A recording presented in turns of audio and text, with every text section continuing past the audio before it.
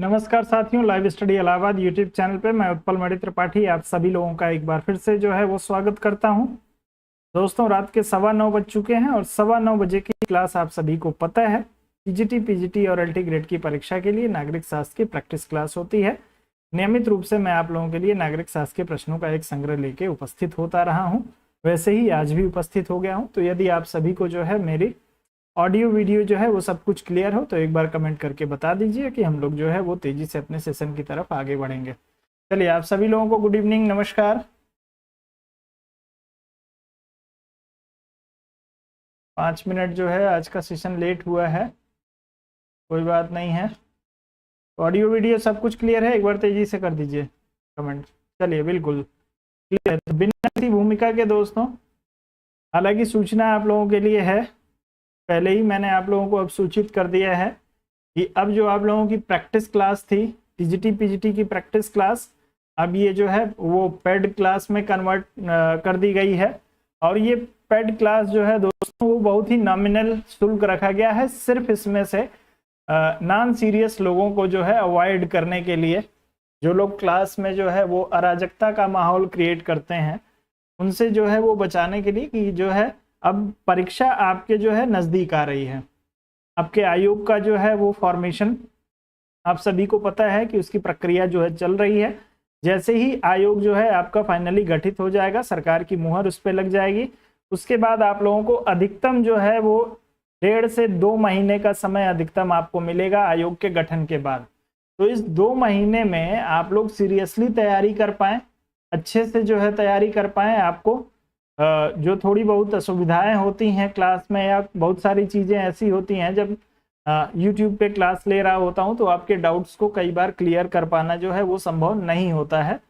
Paid class में जो है दोस्तों संख्या जो होगी वो थोड़ी सी लिमिटेड हो जाएगी, सीरियस लोग रहेंगे तो सिर्फ उनके लिए जो है ये रहेगा जो लोग वास्तव में जो जिनको ज़रूरत है क्लास की। क्योंकि बहुत सारे जो है आप लोगों के पास विकल्प हैं, बहुत सारे लोग ऐसे हैं जो क्लास में पढ़ाई से ज़्यादा उनको तफरी में आनंद आता है।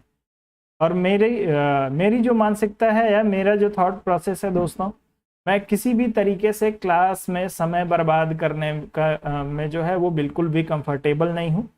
सीधे आता हूँ, क्लास को शुरू करता हूँ, बहुत ज़्यादा इधर उधर की बातें नहीं करता हूँ और ना ही पसंद करता हूँ, क्योंकि आप लोगों का समय बहुत ही महत्वपूर्ण है। तो जिन लोगों के लिए जो है दोस्तों समय महत्वपूर्ण है, अपने परीक्षा के लिए जो है वो पूर्ण रूप से डेडिकेटेड है, उनके लिए जो है पेड क्लास होगी। और ये पेड क्लास जो होगी वो लाइव स्टडी इलाहाबाद के मोबाइल एप्लीकेशन पे होगी, जिसमें जो है वो शुरुआती जो है दोस्तों 50 लोगों के लिए, शुरुआती 50 लोगों के लिए जो है वो शुल्क जो 100 रुपये जो है वो निर्धारित की गई है पहले महीने के लिए। और उसके बाद से जो है दोस्तों 50 लोगों की संख्या कंप्लीट होने के बाद से यह शुल्क जो होगी या आप लोगों के शुल्क में वृद्धि हो जाएगी और यह शुल्क आपके 200 में कन्वर्ट हो जाएगी। तो जो लोग पहले 50 लोग ज्वाइन कर लेंगे उन लोगों को जो है दोस्तों आप लोगों को मात्र इसमें 100 रुपये आप लोगों को देना पड़ेगा। बाद के जो 50 लोग बाद में जो लोग ज्वाइन करेंगे उनके लिए शुल्क जो होगी वो आपके 200 लोगों की होगी। टारगेट मेरा है आप लोगों के 100 लोगों का एक बैच क्रिएट करने का, जिसमें 100 लोग वो हों जो पूर्ण रूप से डेडिकेटेड हों अपने सिलेक्शन के लिए। क्योंकि मैं नियमित रूप से अब आप लोग सोच रहे होंगे कि सर क्लास में तो कभी 100 लोग जो है वो एक साथ देखते नहीं हैं, लेकिन वीडियो की रीच को आप लोग देखेंगे तो 1000 के आसपास, नियर अबाउट 1000 लोग जो है वो प्रति वीडियो को देखते हैं, हर क्लास को देखते हैं। इस 1000 में से मात्र मुझे 100 लोगों को जो है दोस्तों आइडेंटिफाई करना है जो अपने सिलेक्शन के लिए जो है पूर्ण रूप से डेडिकेटेड है। तो अब ये योजना जो है आने वाले 1-2 दिन के अंदर आप लोगों के लिए जो है तैयार हो जाएगी, क्लास एप्लीकेशन पे चलेगी। उसके लिए आप लोगों को व्हाट्सएप पे एक ग्रुप बनाया जाएगा। मैंने आप लोगों को बताया है कि 7007701847 इस नंबर पे आप लोगों को जो है वो संपर्क करना पड़ेगा। और इस नंबर पे आप जो है वो सिर्फ व्हाट्सएप कर दीजिए, आपको फ़ोन करने की ज़रूरत नहीं है। अपना नाम और अपना विषय लिख के जो है आप व्हाट्सएप कर दीजिए, आपको ग्रुप में जो है वो ऐड कर दिया जाएगा। और उसके बाद से ये 50 की संख्या या 100 की संख्या जो भी कंप्लीट हो जाएगी, उसी के आधार पे जो है आप लोगों की क्लास को कंटिन्यूअस मोबाइल एप्लीकेशन पे चलेगा। इसमें जहां कहीं भी जरूरत पड़ेगी आप लोगों को किसी कॉन्सेप्ट को कराने की, तो उस कॉन्सेप्ट को भी कराऊंगा। और बेसिकली यह पूर्ण रूप से डेडिकेटेड क्लास होगी आपके प्रैक्टिस की। तो ये कह सकते हैं कॉन्सेप्ट कम प्रैक्टिस क्लास होगी। लेकिन जरूरी जो कॉन्सेप्ट है किसी भी वाद का, किसी भी जो है आपके थिंकर का, तो उसको जो है आप लोगों को क्लियर करते हुए मैं आगे बढ़ूंगा। मेरा टारगेट है कि 2 से 3 महीने का यदि समय आप लोगों को मिलता है तो इस 2 से 3 महीने के टाइम में आपके सिलेबस को जो है वो शुरू से लेके अंत तक पूरा आपका सिलेबस टॉपिक वाइज मैं कंप्लीट कराऊंगा। और कम से कम 20 मॉडल पेपर आप लोगों को इसमें मैं कराऊंगा। तो टॉपिक वाइज पहले आपका पूरा सिलेबस कंप्लीट कराऊंगा और 20 मॉडल पेपर कराऊंगा।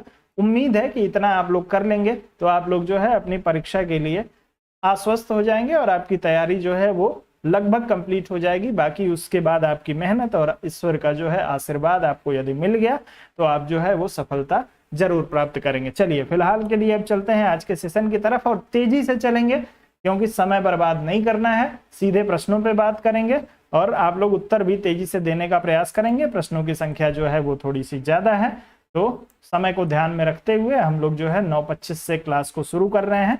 आप लोग प्रश्न को पढ़िए और तेजी से उत्तर करना जो है वो प्रारंभ करिए। चलें, निम्नलिखित में से क्या मार्क्सवाद से संबंध नहीं रखता है? अतिरिक्त मूल्य, इतिहास की भौतिक व्याख्या, अहस्तक्षेप और वर्ग संघर्ष। चारों में से किसी एक विकल्प का चुनाव करिए और तेजी से उत्तर करने का प्रयास करिएगा।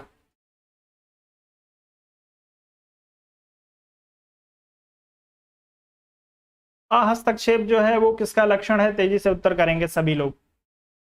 यदि आप सभी लोग सी विकल्प के लिए बात कर रहे हैं कि मार्क्सवाद का संबंध जो है अहस्तक्षेप से नहीं है, तो अहस्तक्षेप जो है वो किसका संबंध, किससे संबंधित है, किस वाद से संबंधित है? मार्क्सवाद से संबंधित सिद्धांत अतिरिक्त मूल्य का सिद्धांत, इतिहास की भौतिकवादी व्याख्या और वर्ग संघर्ष, ये आपके मार्क्सवाद के सिद्धांत हैं। जबकि अहस्तक्षेप की बात करेंगे तो पूंजीवाद या व्यक्तिवाद से जो है अहस्तक्षेप का संबंध होता है। तो आप लोग इस प्रश्न में जो है सी विकल्प के साथ यदि जा रहे हैं तो आप सभी का उत्तर जो होगा वो बिल्कुल सही हो जाएगा। आपके अहस्तक्षेप का संबंध जो है वो व्यक्तिवाद से है, न कि आपके मार्क्सवाद से है। उत्तर सी विकल्प के लिए सही है। आगे बढ़ते हैं। अगला प्रश्न आप लोगों के लिए दिया है, कौन विश्वास करता था कि राज्य सदैव ही एक दमनकारी संस्था होती है या कभी भी प्रजातांत्रिक संस्था नहीं हो सकती? राज्य के बारे में यह विचार जो है किसने व्यक्त किया है? लॉक, रूसो, बेंथम और मार्क्स में से किसी एक को चुन लीजिए। बहुत ही आसान सा प्रश्न है और आप सभी लोग इस प्रश्न का उत्तर तेजी से कर सकते हैं। कौन विश्वास करता था कि राज्य सदैव ही एक दमनकारी संस्था होती है, कभी भी प्रजातांत्रिक नहीं हो सकती? चले, तो आप सभी को पता है दोस्तों कि आपके लॉक और रूसो, हॉब्स, लॉक, रूसो जो है सामाजिक समझौते के माध्यम से जो है वो राज्य की रचना करते हैं या राज्य का जो है वो गठन करते हैं, तो ये लोग राज्य को स्वीकार करते हैं। बेंथम एक उपयोगितावादी विचारक हैं, तो ये भी जो है वो राज्य को स्वीकार करते हैं। जबकि मार्क्स जो है वो राज्य के धीरे धीरे अंत करने की बात करते हैं। तो आप लोग जो है अंत करने का कारण क्या है? क्योंकि ये मानते थे कि राज्य जो है यह एक दमनकारी संस्था है या शोषण करने वाली संस्था है। आप लोग इसमें जो लोग डी विकल्प का चुनाव करेंगे उन सभी का उत्तर बिल्कुल सही हो जाएगा। आप लोग डी विकल्प के साथ जाएंगे।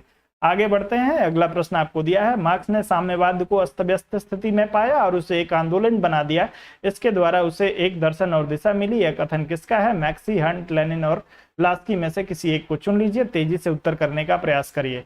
मार्क्स ने साम्यवाद को अस्त व्यस्त स्थिति में पाया और उसे एक आंदोलन बना दिया, जिससे उसे जो है एक दर्शन मिला, एक दिशा मिली। पिछले भी सेशन में इस प्रश्न को मैं आप लोगों के लिए करा चुका हूं, फिर से ये प्रश्न जो है वो रिवाइज हो रहा है। यह लास्की महोदय का जो है वो फेमस स्टेटमेंट है। जो लोग इसमें लास्की का चुनाव कर रहे हैं उन सभी का उत्तर बिल्कुल सही हो जाएगा। मार्क्स ने साम्यवाद को अस्त व्यस्त स्थिति में पाया था, उसे जो है उसने एक आंदोलन बनाया, जिस आंदोलन से उसे जो है वो दर्शन और दिशा मिली है।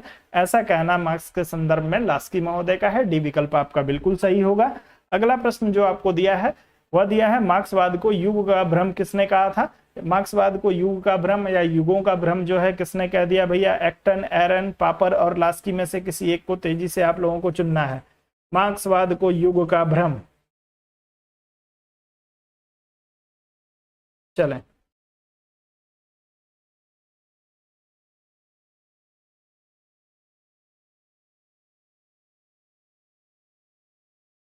चले, बहुत ही बढ़िया।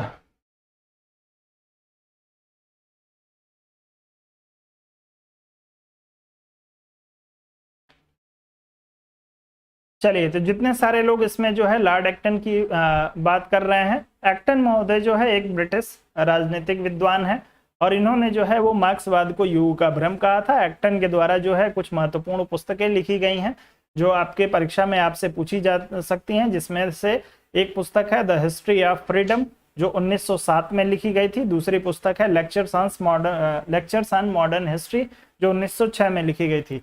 ये दो इनकी जो है वो महत्वपूर्ण पुस्तकें हैं एक्टन महोदय की, और इन्हीं के द्वारा जो है वो मार्क्सवाद को युग का भ्रम बताया गया था। उत्तर आपका ए विकल्प के लिए सही होगा, जो लोग ए विकल्प के साथ जाएंगे। अगले प्रश्न पे चलेंगे। अगला प्रश्न दिया है, निम्नलिखित में से किसने कल्याणकारी राज्य को एक प्रकार की दासता के रूप में वर्णित किया है या वर्णन किया है? कल्याणकारी राज्य का वर्णन दासता के रूप में किसने किया था? पापर, हेयक, नाजिक और फ्रीडमैन में से किसी एक को चुनिए और तेजी से अपना उत्तर करने का प्रयास करिए। चलिए, किसने कल्याणकारी राज्य को एक प्रकार की दासता के रूप में वर्णन किया है या बताया है?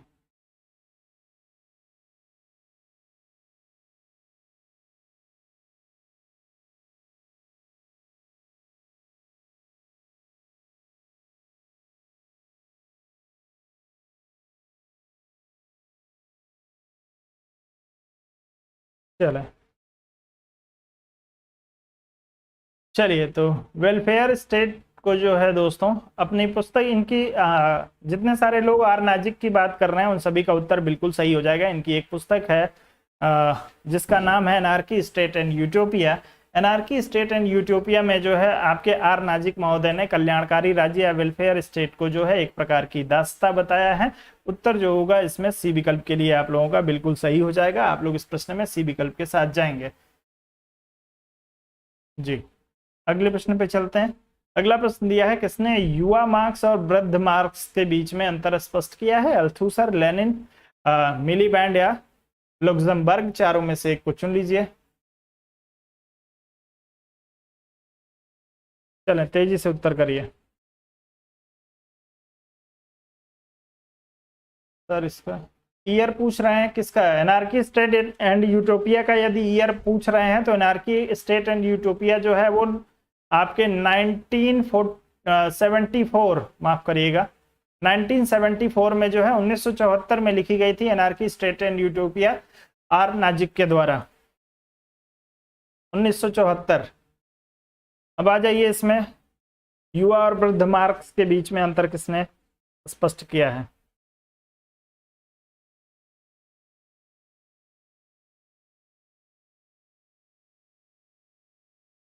चलें,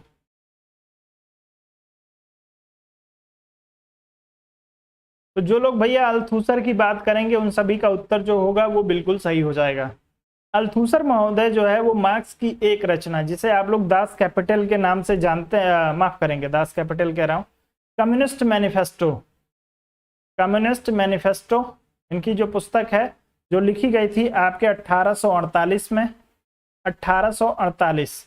तो 1848 या कम्युनिस्ट मैनिफेस्टो के पूर्व के विचारों के आधार पर, यानी 1848 के पहले का जो विचार है उसके आधार पे जो है अल्थुसर महोदय कार्ल मार्क्स को जो है एक युवा मार्क्स मानते हैं, और 1848 अर्थात आपके कम्युनिस्ट मैनिफेस्टो की रचना के बाद का जो इनका विचार है उसके आधार पे जो है आपके अल्थुसर महोदय इन्हें जो है वृद्ध मार्क्स कहते हैं।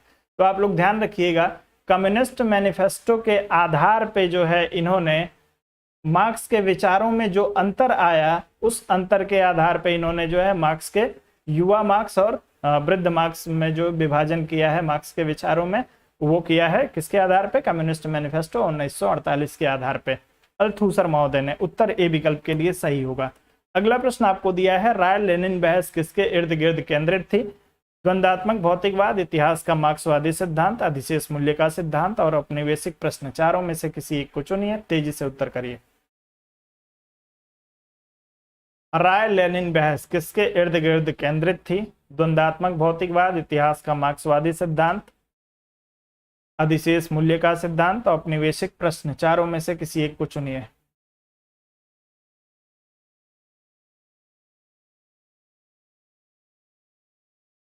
आप सभी से निवेदन है कि एक बार वीडियो को लाइक और शेयर अवश्य कर दें।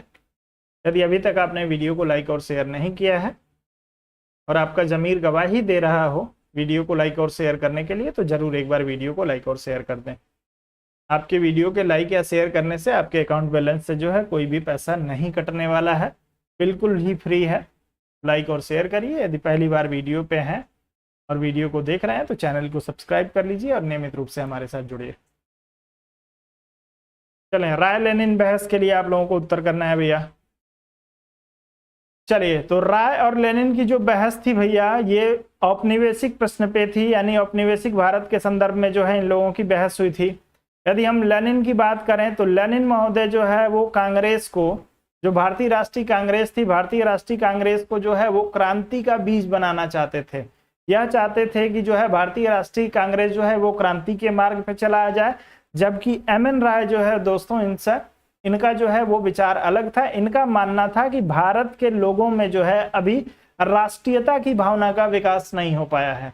तो ये मानते थे कि राष्ट्रीयता की भावना का विकास करना जरूरी है, और ये लेनिन महोदय का मानना था कि जो है भारतीय राष्ट्रीय कांग्रेस को क्रांति के मार्ग पे लौट जाना चाहिए, क्रांति के मार्ग पे आना चाहिए, और यही जो है वो भारत की स्वतंत्रता का मार्ग बन सकता है। इसी विषय में जो है वो दोनों लोगों की जो है वो बहस हुई थी, जिसे औपनिवेशिक प्रश्न का डिबेट कहते हैं। उत्तर आपका डी विकल्प के लिए सही होगा। अगले प्रश्न पे चलेंगे। अगला दिया है, किसने शास्त्रीय परंपरा का उल्लेख एपिक थियरी के रूप में किया है? शास्त्रीय परंपरा का उल्लेख जो है आप लोगों को बताना है एपिक थियरी के रूप में किसने किया है? Isaiah Berlin, Karl Popper, Sheldon Wolin, Michael Oakeshott में से किसी एक को चुनना है आप लोगों को।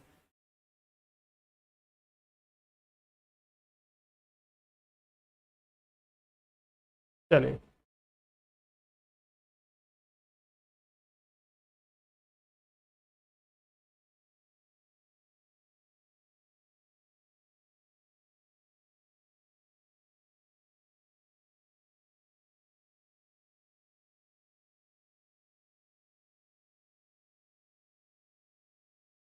चलिए, बहुत ही बढ़िया। शास्त्रीय परंपरा का उल्लेख एपिक थियरी के रूप में, तो भैया जो लोग बात कर रहे हैं सेल्डन वॉलिन की, सैंडल वॉलिन जो है आपके एक अमेरिकन, इनकी यदि हम बात करते हैं तो यह जो है एक अमेरिकन पॉलिटिशियन है, अमेरिकन जो है एक विचारक है। और अमेरिकन विचारक होने के साथ साथ जो है इन्होंने एक पुस्तक लिखी थी, उस पुस्तक का नाम है politics theory and avocation. Politics theory एवं अवोकेशन में जो है इन्होंने शास्त्रीय परंपरा को एपिक थियरी के रूप में जो है वो वर्णित किया है। उत्तर आपका सी विकल्प के लिए बिल्कुल सही हो जाएगा। इनके लेख का नाम जरूर आप लोग याद रखिएगा। यदि आपसे जो है एपिक थियरी पूछ ली गई है तो हो सकता है कि आपसे जो है इनके लेख का भी नाम पूछ लिया जाए, इनकी रचना का भी नाम आपसे पूछ लिया जाए, तो आप लोग जो है इसको जरूर ध्यान रखिएगा। इनके निबंध का नाम है, ये निबंध लिखा था इन्होंने पॉलिटिक्स थियरी एंड अवोकेशन, तो आप लोग इसको जरूर ध्यान रखिएगा। और यह जो है वो प्रकाशित हुआ था, इनका लेख प्रकाशित हुआ था 1969 में। चलिए, ईयर उतना महत्वपूर्ण नहीं है आप लोगों के लिए।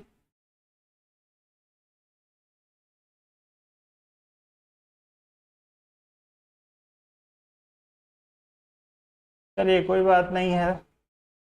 मैं आपका कमेंट जो है वो बहुत लंबा था, मैं पढ़ नहीं पाया, लेकिन इतना मैं समझ गया हूँ कि आप जो है ये बताना चाह रहे हैं कि क्लास नियमित रूप से इसलिए अटेंड नहीं कर पाते हैं क्योंकि ड्यूटी को लेके और ड्यूटी के टाइम मोबाइल की समस्या को लेके जो है वो, क्योंकि आपको ड्यूटी करनी है और उस समय थोड़ा सा समस्या रहता है। चलिए, कोई बात नहीं है, जो भी जब भी समय मिले आप YouTube से जो है वो क्लास को देख सकते हैं। चलिए, अगला प्रश्न। यह आशंका किसने व्यक्त की थी? मार्क्स के सर्वहारा वर्ग की तानाशाही सर्वहारा वर्ग पर तानाशाही हो जाएगी। भैया किसने कहा था या किसने यह आशंका व्यक्त की थी कि जो मार्क्स का सर्वहारा वर्ग का तानाशाही है, स्वयं उन्हीं के ऊपर जो है यह तानाशाही होगी? आपको लासाल दिया है, प्रोधा, बाकुनिन और लग्जमबर्ग में से किसी एक को चुनना है, तेजी से चुन लीजिए।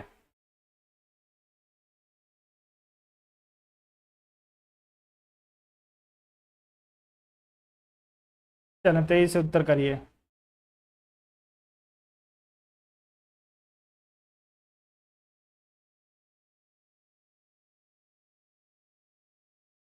चलें तो मार्क्स के सर्वहारा वर्ग की तानाशाही सर्वहारा वर्ग पर तानाशाही हो जाएगी, ऐसा विचार व्यक्त किया था आपके बाकुनिन महोदय ने।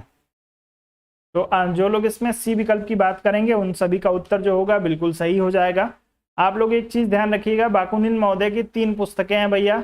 जो लोग कॉपी पेन लेके बैठे होंगे उनको फायदा होगा, आप लोग नोट कर सकते हैं। एक पुस्तक का नाम है गॉड एंड द स्टेट, दूसरी पुस्तक इनकी है स्टैटिज्म एंड अनार्की, और तीसरी पुस्तक का नाम है Marxism freedom and the state.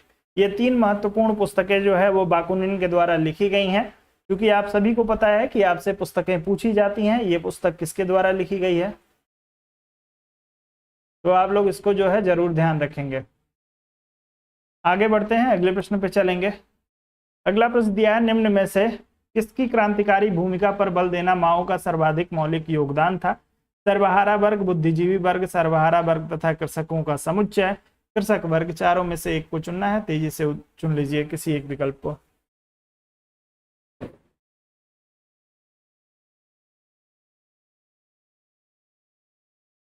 चलें,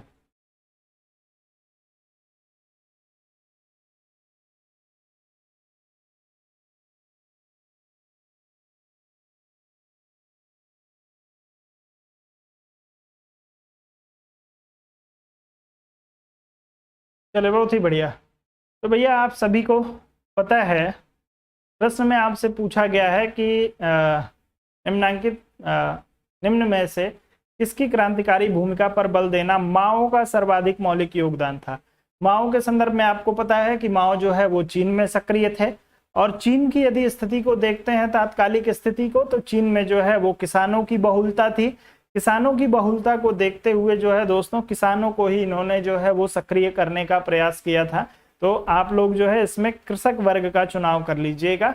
हालांकि इसके साथ कभी कभी जो है आपसे महिलाओं की भी बात कर दी जाती है, तो किसानों और महिलाओं को में जो है वो संचार करने का कार्य माओ महोदय ने किया था। क्रांति का जो संचार है या क्रांति के विचारों से जो है वो भरने का प्रयास कृषकों और महिलाओं को के साथ किया था आपके माओ महोदय ने। उत्तर आपका डी विकल्प के लिए सही हो जाएगा, जो लोग इसमें डी विकल्प की बात करते हैं।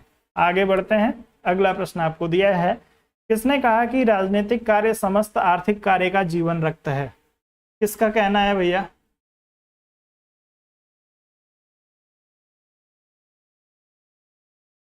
राजनीतिक कार्य समस्त आर्थिक कार्य का जीवन रक्त है। जॉन रॉल्स, माओ जोडैंग, कार्ल मार्क्स और फ्रांज फानन। चारों में से एक को चुन लीजिए।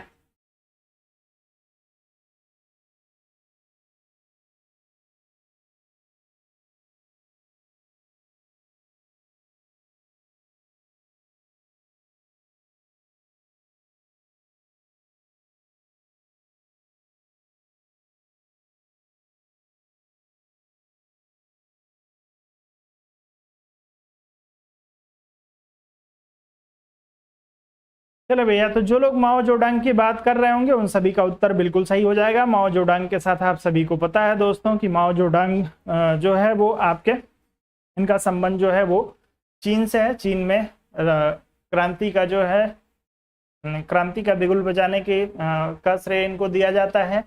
चीन के जो है वो प्रथम राष्ट्राध्यक्ष की उपाधि इनको दी जाती है, और साथ में चीन में पीपुल्स रिपब्लिक ऑफ चाइना की नींव रखने की जो है का श्रेय इनको दिया जाता है।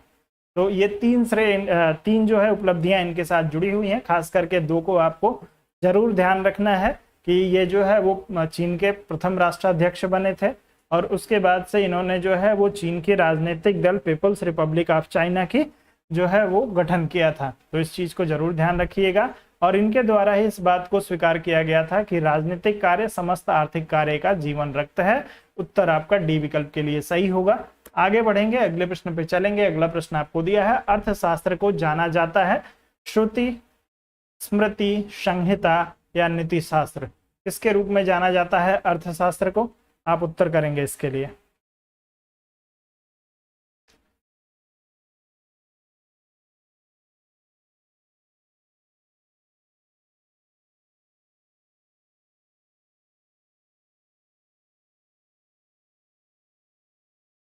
चलो,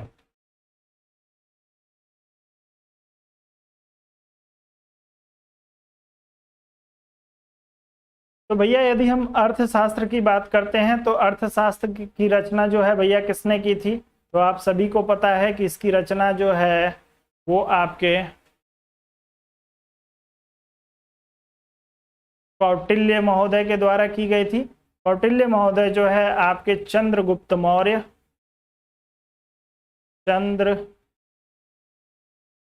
मौर्य के प्रधानमंत्री थे।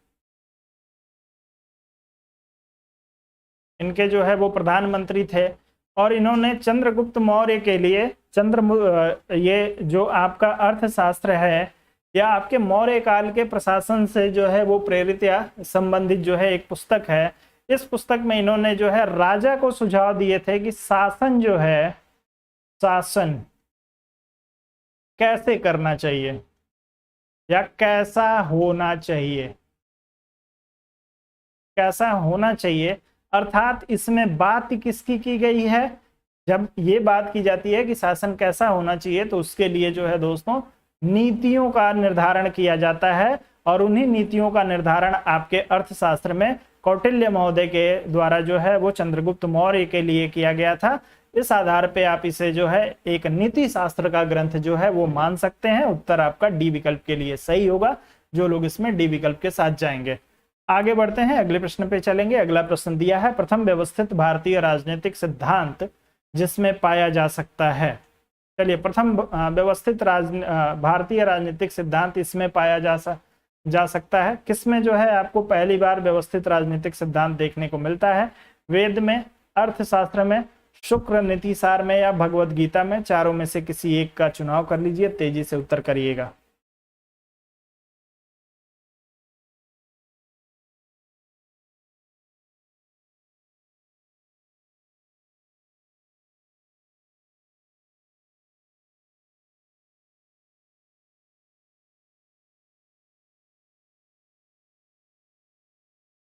चलिए, तो दोस्तों यदि आप लोगों ने पढ़ा हो राजनीतिक सिद्धांतों के बारे में, राजनीतिक सिद्धांतों की पृष्ठभूमि आपने पढ़ी हो, तो इसको दो आधारों पे जो है वो देखा जाता है। एक तो भैया पाश्चात्य परंपरा पर आधारित, यानी पाश्चात्य परंपरा, और दूसरा है जो भैया वह है भारतीय परंपरा। इन दो आधारों पे जो है वो राजनीतिक सिद्धांतों को देखा जाता है। क्योंकि प्रश्न यहाँ पूछा है कि प्रथम व्यवस्थित भारतीय जो है राजनीतिक सिद्धांत किसमें पाया जाता है, तो प्रथम भारतीय जो है वो व्यवस्थित राजनीतिक सिद्धांत आपको अर्थशास्त्र में देखने को मिलेगा। अब प्रश्न, एक और प्रश्न आपसे इंटरव्यू में इस पे जो है वो काफी डिबेट होती है कि जो है पाश्चात्य परंपरा की शुरुआत कब से मानी जाती है। तो आप सभी ने पढ़ा होगा कि पाश्चात्य परंपरा की शुरुआत जो है आपके यूनान से होती है। कब से भैया? आपके सुकरात, प्लेटो और अरस्तु के समय से। ये जो हैं आपके पाश्चात्य परंपरा के या यूनानी परंपरा के विद्वान हैं, जहां से आपके पाश्चात्य परंपरा की शुरुआत होती है। लेकिन इससे पहले, इसके हजारों साल पहले जो है वो भारतीय परंपरा में राजनीतिक सिद्धांतों की बात की गई है। समस्या क्या थी कि आपके पाश्चात्य परंपरा की यदि हम बात करें तो यहाँ पे यूनान से जो है वो व्यवस्थित चिंतन शुरू हो गया था, व्यवस्थित चिंतन। और भारत के जो धार्मिक ग्रंथ हैं, उन धार्मिक ग्रंथों की यदि हम बात करें तो इनसे हजारों साल पहले जो है धार्मिक ग्रंथों में राजनीतिक सिद्धांतों की बात की गई थी। समस्या क्या थी कि एक जगह पे केंद्रीकृत व्यवस्था की बात नहीं की गई थी। यह सिद्धांत जो है वो अलग अलग बिखरे हुए थे। किसी ने राजतंत्र की बात की, किसी ने लोकतंत्र की बात की, किसी ने शासन व्यवस्था की बात की। तो हर में आपको वेद में भी जो है वो शासन के नियम सिद्धांत देखने को मिलते हैं, लेकिन जो है वो व्यवस्थित नहीं है, एक जगह पे नहीं है, बिखरा हुआ है। वैसे ही आपको शुक्र नीतिसार हो गया, भगवत गीता हो गया, महाभारत हो गया, इन सारी चीजों में जो है आपको रामायण हो गया, इन हर जगह पे शासन के सिद्धांत देखेंगे। लेकिन ये चूंकि सभी जो सिद्धांत हैं ये धर्म से जोड़ के भारत में देखे जा रहे थे, और यूनान में जो है इसको एक अलग परंपरा के रूप में जो है विकसित किया गया। इसलिए जो है दोस्तों राजनीतिक सिद्धांत के विकास का श्रेय दे दिया जाता है यूनानियों को। और भारत के जो राजनीतिक विश्लेषक हैं या राजनीतिक चिंतक हैं उनके ऊपर ये आरोप लगाया जाता है, या आपके जो हिंदू धर्म ग्रंथ हैं उन धर्म ग्रंथों पे जो है ये आरोप लगता है कि इसमें जो है वो व्यवस्थित रूप से जो है वो राजनीति की बात कहीं पर भी नहीं की गई थी। छोटे छोटे खंडों में जो है वो बातचीत जो है आपको राजनीतिक सिद्धांत से संबंधित देखने को मिलता है, चाहे वो आपका जो शांति पर्व हो, चाहे आप जो है वो वेदों को उठा लीजिए, आप जो है उपनिषदों को उठा लीजिए, रामायण को उठा लीजिए, हर जगह आपको देखने को मिलेगा। फिलहाल इस प्रश्न की यदि हम बात करते हैं, भारत में पहली बार जो है वो चंद्रगुप्त मौर्य के काल में कौटिल्य महोदय ने अर्थशास्त्र नामक एक पुस्तक लिखी और इस पुस्तक में एक स्थान पे व्यवस्थित रूप से जो है वो राजनीतिक सिद्धांतों की बात आपके कौटिल्य महोदय के द्वारा की गई थी। इसके पहले का पूरा भारतीय राजनीतिक चिंतन जो है वो बिखरा हुआ है, हालांकि यह जो है वो पाश्चात्य परंपरा से हजारों साल पुराना है। चलिए आगे बढ़ते हैं, अगले प्रश्न पे चलेंगे। अगला प्रश्न आपको दिया है, कौटिल्य के लिए स्वामी का अर्थ है राजा, अमात्य, कोष और मित्र में से किसी एक को आपको चुनना है। तेजी से आप चुनने का प्रयास करिएगा। राजा, अमात्य, कोष और मित्र, और स्वामी का अर्थ आप लोगों को बताना है भैया। कौटिल्य महोदय ने अपने सप्तांग सिद्धांत में स्वामी का जो है वो अर्थ है, इनके स्वामी का अर्थ जो है क्या है, बस यही बता दीजिए।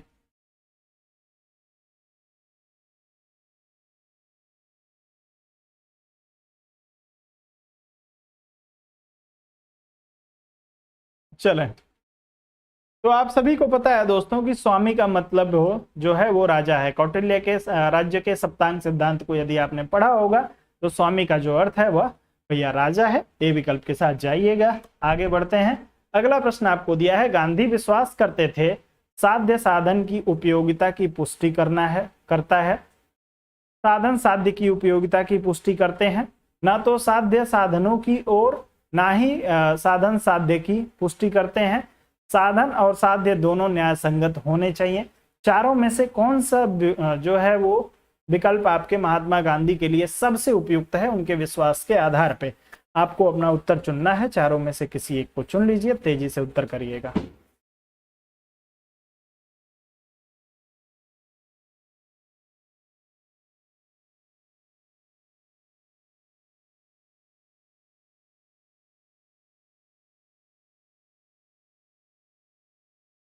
चलिए, तो साधन और साध्य दोनों जो है वो न्यायसंगत होने चाहिए। और अपने इस विचार के साथ जो है यदि महात्मा गांधी की बात करें तो कौटिल्य और मैकियावेली दोनों के विचारों का जो है वो खंडन कर देते हैं। ठीक है, कौटिल्य और मैकियावेली के विचारों को देखेंगे और आप महात्मा गांधी के विचारों को देखेंगे तो कौटिल्य और आपके महात्मा गांधी के विचार में साधन और साध्य को लेके जो है वो मूलभूत अंतर है। ये दोनों को जो है वो समान महत्व देते हैं। कौटिल्य की यदि हम बात करेंगे तो साधन को जो है वो महत्वपूर्ण माफ करेंगे, साधन को जो है वो महत्वपूर्ण स्थान देते हैं। मैकियावेली जो है वो भी यदि बात करेंगे तो साधन को साध्य को राजा को जो है वो साध्य मान लेते हैं और साधन जो है इनके लिए गौण हो जाता है। तो इस संदर्भ में यदि आप देखेंगे तो कौटिल्य और मैकियावेली दोनों के विचारों का खंडन कर दिया इन्होंने, और साधन और साध्य दोनों को न्यायसंगत मान लिया। दोनों को जो है समान अनुपात में जो है रहना चाहिए, दोनों का समान अनुपात में महत्व होना चाहिए, ऐसा महात्मा गांधी का मानना था। अगला दिया है, दक्षिण अफ्रीका में महात्मा गांधी के आश्रम का नाम है फिनिक्स, साबरमती, सत्याग्रह या सर्वोदय। आसान सा प्रश्न है, तेजी से उत्तर करिए।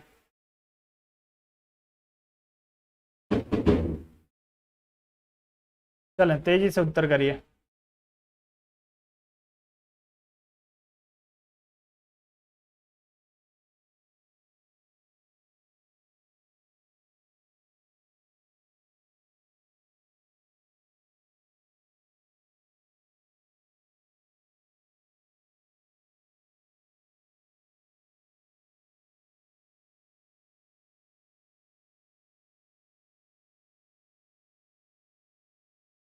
चले भैया, बहुत ही बढ़िया। तो जो लोग बात कर रहे होंगे फिनिक्स आश्रम की, फिनिक्स आश्रम की स्थापना जो है आपके 1904 में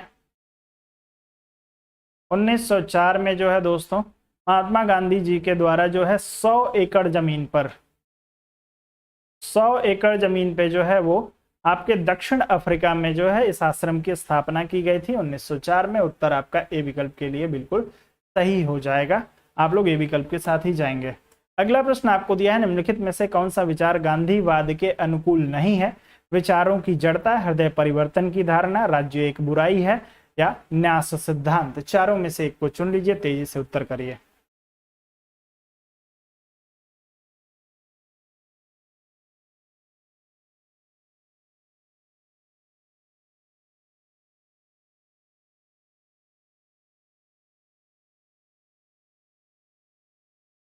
जी,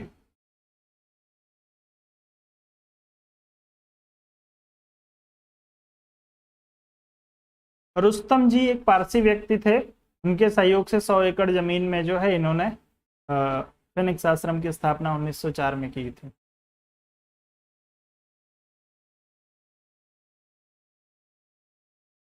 चले भैया, तो गांधी के अनुकूल नहीं है, विचारों की जड़ता, तो भैया पहला ही आपका प्रश्न जो हो जाएगा वो सही हो जाएगा। जो लोग इसमें ए विकल्प की बात कर रहे हैं उनका उत्तर यहाँ पे बिल्कुल सही हो जाएगा। विचारों की जड़ता का संबंध जो है वो गांधीवाद से नहीं है या गांधी से नहीं है, क्योंकि जो है वो गांधी जी विचारों की सक्रियता पे जो है वो ध्यान देते थे। विचार जो है वैचारिक रूप से व्यक्ति को जो है वो सक्रिय होना चाहिए।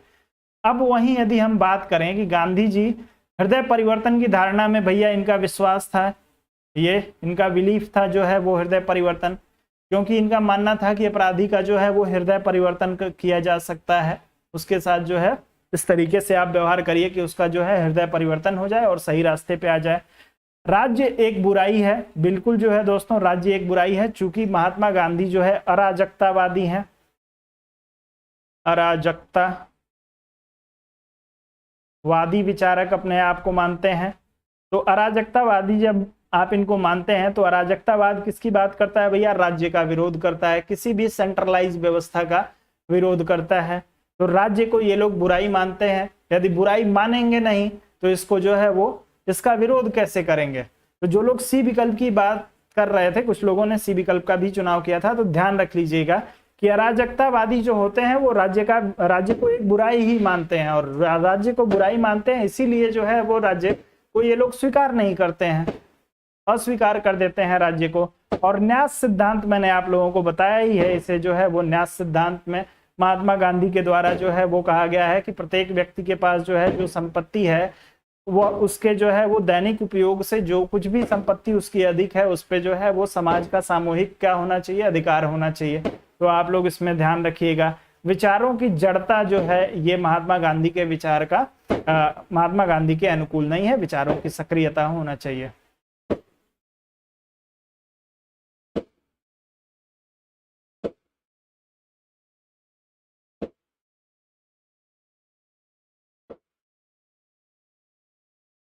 चलिए ठीक है, आगे बढ़ते हैं। अगला प्रश्न, मैं अधिकतम व्यक्तियों के अधिकतम सुख के सिद्धांत में विश्वास नहीं करता। एकमात्र वास्तविक सम्मानजनक सिद्धांत है सभी का अधिकतम विकास। उपयुक्त कथन किस राजनीतिक विचारक का है? एम के गांधी, ब्रंटल रसल, जे एस मिल और कार्ल मार्क्स। किसी एक को चुन लीजिए तेजी से। मैं अधिकतम व्यक्तियों के अधिकतम सुख के सिद्धांत में विश्वास नहीं करता। एकमात्र वास्तविक सम्मानजनक सिद्धांत है सभी का अधिकतम विकास। चलो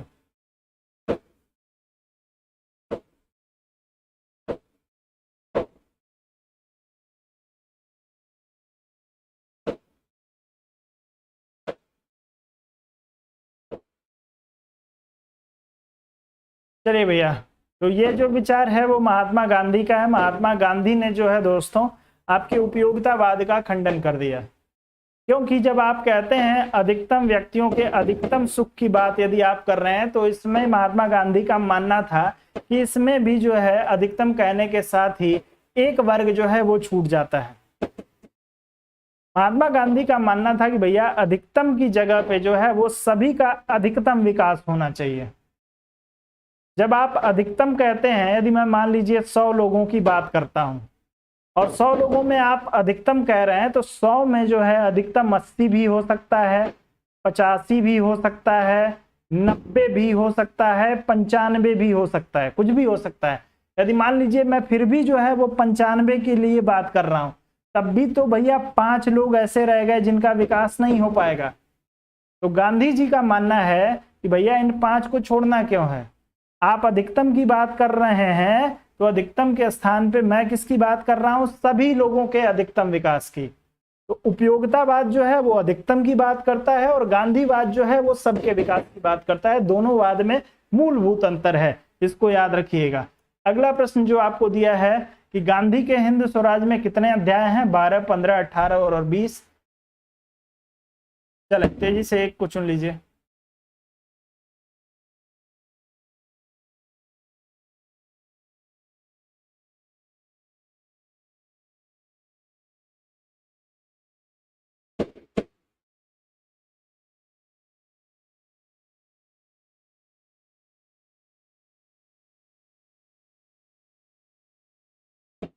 हिंदू स्वराज में कितने अध्याय हैं?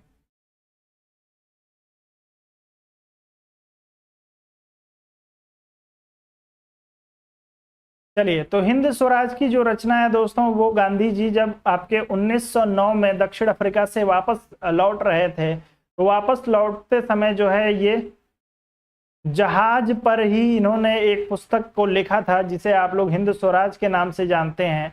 और इसमें जो है 20 अध्याय, इस पुस्तक में 20 अध्यायों का वर्णन किया गया है। तो जो लोग इसमें 20 अध्याय की बात कर रहे होंगे उन सभी का उत्तर जो होगा बिल्कुल सही हो जाएगा। आगे बढ़ते हैं, अगले प्रश्न पे चलेंगे। अगला दिया है, जो राजाओं का अनादर करते हैं उन पर दैवीय सजा होती है, यह कथन किसका है? अरस्तु, मैकियावेली, हीगल और कौटिल्य। किसी एक को चुन लीजिए, तेजी से उत्तर करिए।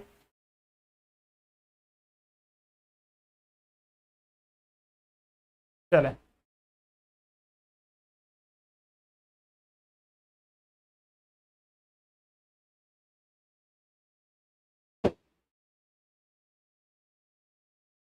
जो राजाओं का अनादर करते हैं उन पर दैवीय सजा होती है।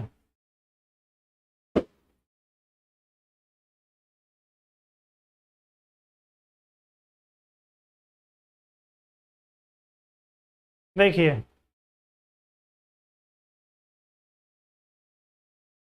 इस प्रश्न का सही उत्तर जो है भैया हीगल है। जो लोग इसमें हीगल का चुनाव करेंगे उनका उत्तर जो होगा सही होगा। अब एक चीज को ध्यान रखिए, इस प्रश्न को एक बार जो है हायर कमीशन के द्वारा पूछा गया है और उसमें उत्तर जो है वो कौटिल्य माना गया है कि कौटिल्य जो है मानते हैं कि राजाओं का अनादर करते हैं उन पर दैवीय सजा होती है, क्योंकि हीगल भी जो है एक आदर्शवादी विचारक हैं और ऐसा कहीं पर भी स्पष्ट रूप से इस बात का उल्लेख नहीं किया गया है कौटिल्य के द्वारा कि राजा का अनादर करने पर दैवीय सजा होती है। ठीक है, और हीगल जो है भैया यह एक आदर्शवादी विचारक हैं और राजा के दैवीय, भैया यूपीएचएससी ने जब सवाल पूछा है तो उसमें जो है यूपीएचएससी के द्वारा जो है कौटिल्य को सही माना गया, वही तो मैं बता रहा हूं आप लोगों को। लेकिन इसका सही उत्तर जो है वो हीगल है। राज्य पृथ्वी पर ईश्वर की यात्रा है, स्टेटमेंट जो है आपने हीगल का पढ़ा होगा, तो आप इसको ध्यान रखिए। सही उत्तर जो है वो हीगल है। आइंदे से जब ये प्रश्न पूछा जाएगा, यदि इस प्रश्न को लेकर डिस्प्यूट नहीं करना होगा आयोग को, तो आयोग दोनों में से किसी एक ही विकल्प को देगा, या तो हीगल को या आपके कौटिल्य को। और चूंकि प्रश्न जो है यूपीएचएससी के द्वारा पूछा गया है और कौटिल्य माना गया है, तो कोई जरूरी नहीं है कि आपके जो है दोस्तों अब नया कमीशन जो बन रहा है अब तो उसमें जो है तीनों एग्जाम के लिए एक ही कमीशन जिम्मेदार होगा। पहले जो है 3 अलग अलग कमीशन हुआ करते थे जी। तो इसको जो है ध्यान रखिएगा, जो भी विकल्प आपको मिले दोनों में से कोई एक विकल्प का चुनाव आप कर सकते हैं। और यदि मान लीजिए दोनों मिल जाता है तो आप जो है कौटिल्य का चुनाव कर लीजिएगा।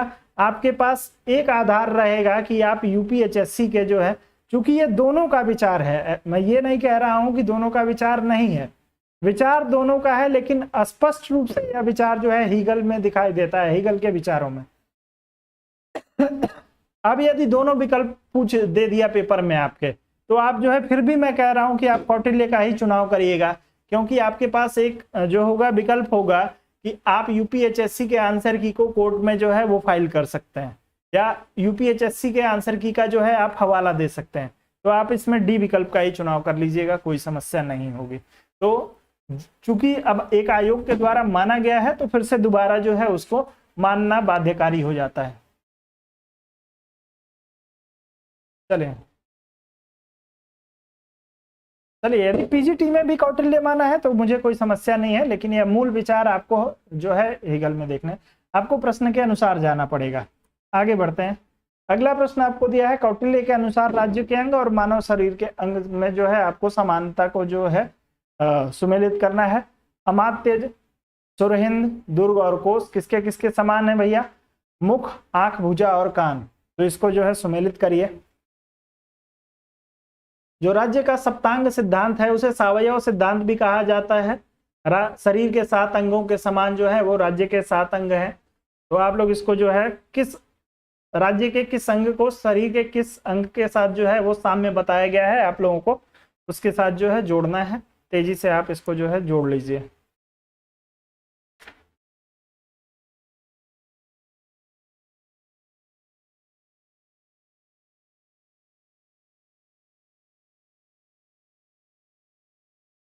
चलें, सभी लोग बी विकल्प की बात कर रहे हैं। तो भैया अमात्य जो है वो आंखें हैं राज्य की। सुरहिंद की यदि हम बात करेंगे भैया तो सुरहिंद जो है आपके कान है। दुर्ग की यदि हम बात करेंगे भैया तो दुर्ग जो है वो रक्षा का कार्य करता है, तो आपकी भुजा है। और कोष की बात करेंगे तो यह जो है वो मुख के समान है। तो आपका उत्तर जो हो जाएगा ए का 2, और ए का 2 जो है सिर्फ एक विकल्प में, बी विकल्प में ही दिया है, तो बी विकल्प के साथ जा सकते हैं, कहीं कोई समस्या नहीं है। अगला प्रश्न आप लोगों के लिए, मनुस्मृति में अध्याय कितने हैं बता दीजिए। 10, 12, 11, 21, किसी एक विकल्प का चुनाव करिए। मनुस्मृति में अध्यायों की संख्या स्पष्ट करिए तेजी से।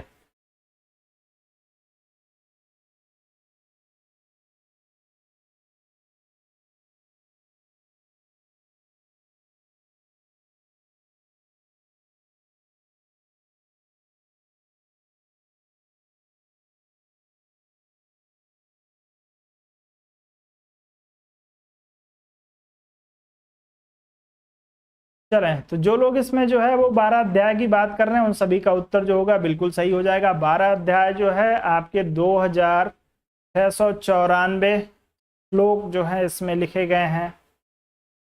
2694 श्लोक और 12 अध्याय।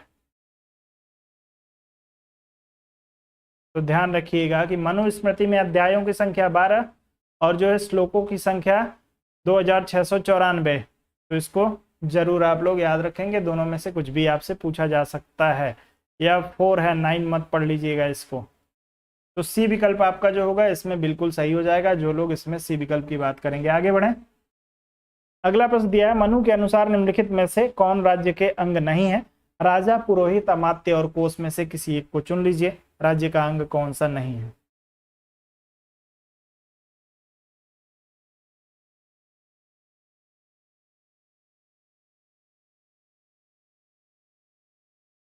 चलो,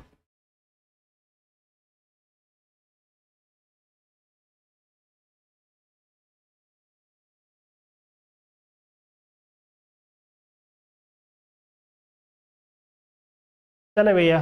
तो मनु महोदय ने जो है राज्य का जो सप्तांग सिद्धांत दिया है उसमें इन्होंने जो है दोस्तों राजा, अमात्य, जनपद, दुर्ग, कोष, दंड, मित्र को जो है स्थान दिया, जबकि पुरोहित को स्थान नहीं दिया है। आप लोग इसमें बी विकल्प का चुनाव करिएगा। कौटिल्य के सप्तांग सिद्धांत में पुरोहित नाम का कोई उल्लेख नहीं है, जबकि राजा, अमात्य, दंड, मित्र, कोष का जो है स्थान है। जनपद हो गया, दुर्ग हो गया, इन सारी चीजों का स्थान है, लेकिन पुरोहित का स्थान नहीं है, पुरोहित का उल्लेख नहीं है। अगला प्रश्न दिया है, किस हिंदू शास्त्र में यह कहा गया है कि यद्यपि राजा इंसान है फिर भी उसे किसी से नफरत नहीं करनी चाहिए, क्योंकि वह मनुष्य के आकार में एक ईश्वर है?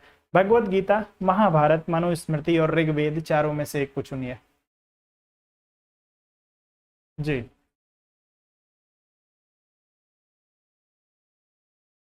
किस हिंदू शास्त्र में यह कहा गया है कि यद्यपि राजा इंसान है फिर भी उसे किसी से नफरत नहीं करनी चाहिए? किसी एक को चुनिए और तेजी से उत्तर करिए। भगवत गीता, महाभारत, मनुस्मृति और ऋग्वेद।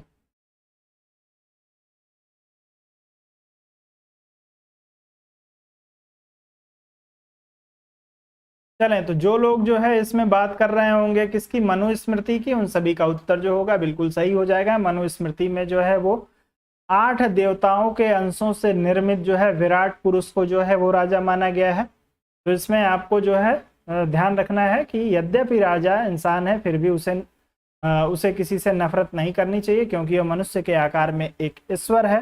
क्यों मनुष्य के आकार में ईश्वर है? क्योंकि 8 देवताओं के अंशों से जो है यह निर्मित हुआ है। उत्तर आपका सी विकल्प के लिए, मनुस्मृति के लिए बिल्कुल सही होगा, जो लोग इसमें सी विकल्प की बात कर रहे हैं। अगला प्रश्न आपको दिया है कि आगन्ना सूक्त किससे संबंधित है, आपको बताना है आगन्ना सूक्त का संबंध जो है किससे है। जीवन की उत्पत्ति से, समाज व्यवस्था एवं जातियों की उत्पत्ति से, धर्मनिरपेक्षता की उत्पत्ति से, 6 मोड़ वाली नीति की उत्पत्ति से, निम्नलिखित विकल्पों में से किसी एक विकल्प का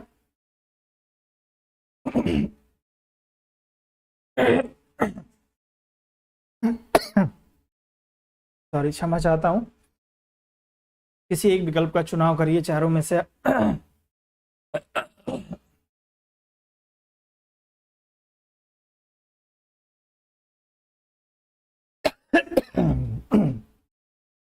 सॉरी।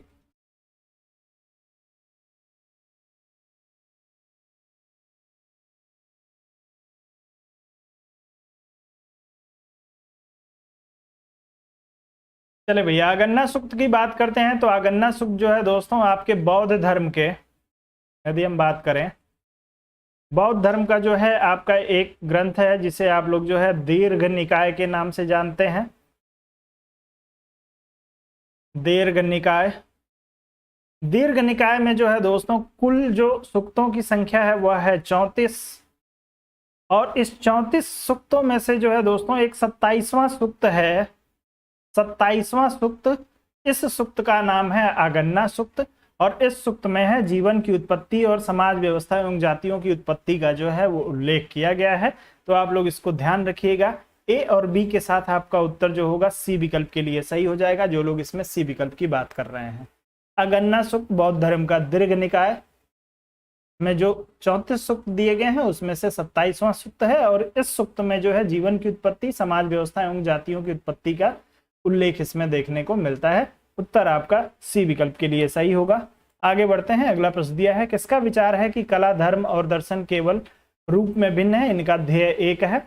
आपको George Lukacs, Sartre, Hegel, Erik Olin Wright, 4 विकल्प में से एक को चुनना है।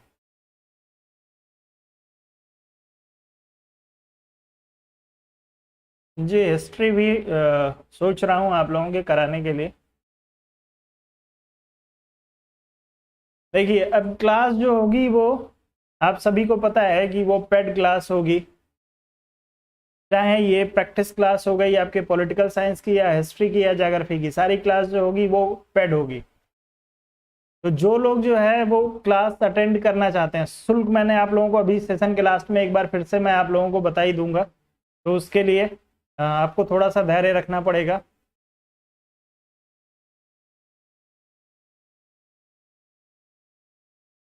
चलें, उत्तर करिए। धर्म, दर्शन, कला, धर्म और दर्शन केवल जो है वो रूप में भिन्न है, इन सभी का जो है वो ध्येय एक है, आप लोगों को बताना है। किसने कहा था?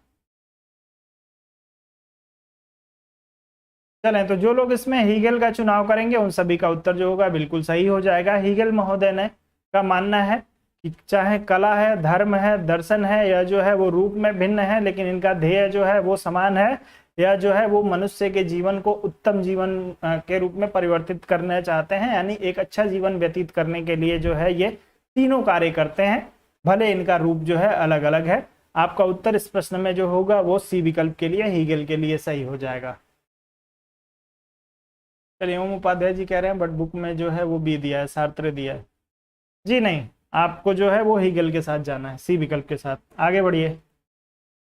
मनुस्मृति में राज्य का स्वरूप है सावयवी, आर्थिक, कानूनी या राजनीतिक, चारों में से एक को चुनिए और तेजी से उत्तर करिए।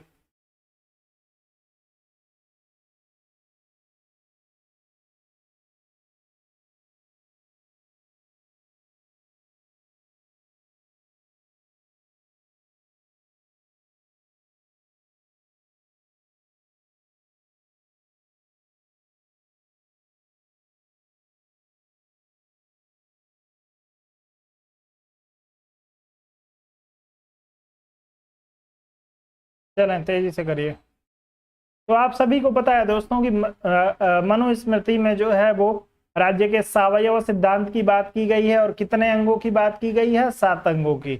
सावयव का मतलब होता है शरीर के समान। तो आप लोग ध्यान रखिएगा, उत्तर आपका ए विकल्प के लिए बिल्कुल सही हो जाएगा। अगला प्रश्न, कौटिल्य के अनुसार मंत्रिपरिषद में मंत्रियों की नियुक्ति का आधार था योग्यता, वंशानुगतता, राजा की अनुकंपा या इनमें से कोई नहीं?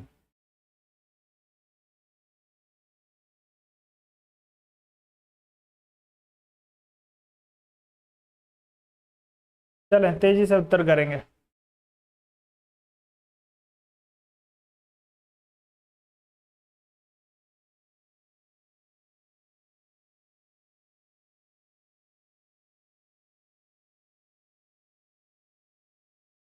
चलें तो कौटिल्य की यदि बात करेंगे भैया, तो कौटिल्य महोदय जो है वो हमेशा किसको प्रमुखता देते हैं? योग्यता को। योग्यता के आधार पे जो है वो मंत्रिपरिषद के मंत्रियों की नियुक्ति की सलाह जो है ये चंद्रगुप्त मौर्य को देते हैं। और इसी का उल्लेख जो है इन्होंने अपने जो है अपनी कृति अर्थशास्त्र में किया है। ये विकल्प के लिए उत्तर आपका सही हो जाएगा। चलें, कौटिल्य द्वारा राज्य के किस सिद्धांत का प्रतिपादन किया गया है? न्याय का सिद्धांत, सप्तांग सिद्धांत, दैवीय सिद्धांत या दंड का सिद्धांत? चारों में से किसी एक को चुनना है।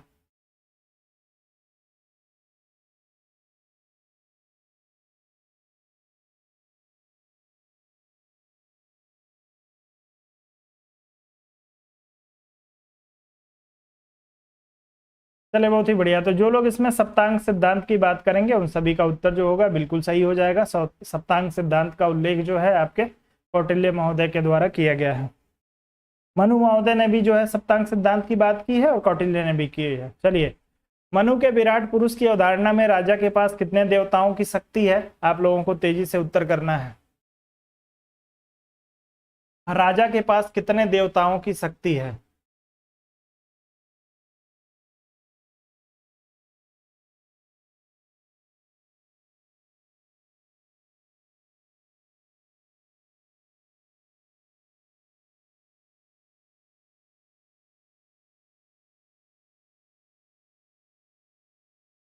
चलें तो 8 देवताओं की शक्ति से जो है वो राजा को निर्मित मानते हैं। आपके पहले भी जिक्र कर चुका हूं, समय व्यतीत करने की आवश्यकता नहीं है। अगले प्रश्न पे चलेंगे। कौटिल्य ने अपने राज्य मंडल में विजिगीषु का राजा के रूप में उल्लेख किया है। जो विजेता होगा, जो शत्रु था, विजेता का सहयोगी, शत्रु के सहयोगी का सहयोगी। चलिए, विजिगीषु के राजा के रूप में कौटिल्य ने जो है किसका उल्लेख किया है? तेजी से उत्तर करेंगे।